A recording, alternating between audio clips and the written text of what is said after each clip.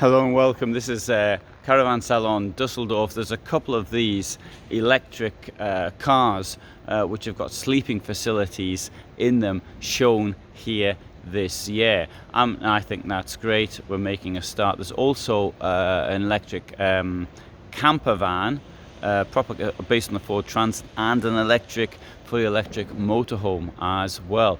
Anyway, this ID Buzz here, it'll cost 80,000 euros, or 80,840, I should say 81,000 really. That is what it's got inside, and can be configured to various ways. Anyway, so what I'm going to do here is I'm just going to open the door. We'll just have a quick look inside. Well, the front, actually, you've seen the front of a vehicle before.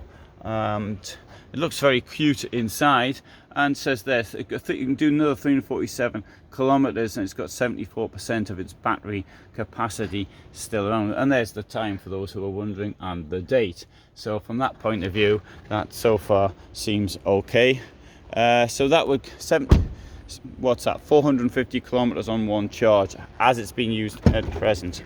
So in the back, what we've done is they've got a bed in the back. For me, that doesn't count as a camper van. It counts as a thing you can sleep in. Counts as a tent, if you like, on wheels. But they've put the seats down, and they've got this system in the back using a mattress and a plate. This is the QQQ system, which is built in Germany. And there's a number of products along these lines which one can find. I'll enclose that. I like the way it closes. And we'll open it up at the back to show how this works. That's easy to open though. So you've got a box system here.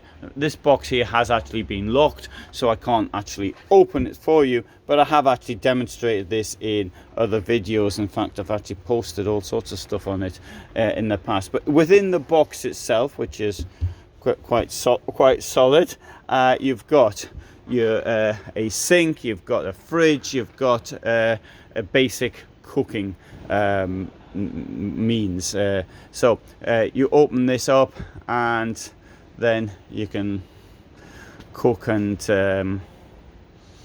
take things out the fridge and things of that nature. The QQQ system, however, is a box with a plate on which the bed goes, so it is relatively comfortable for sleeping in, and this can be configured to requirements. Now it is, however, I think, a bit of a push. Sorry, I use too much force, you see. Isn't that good? Oh, that's really easy. And I like the way these doors open as well.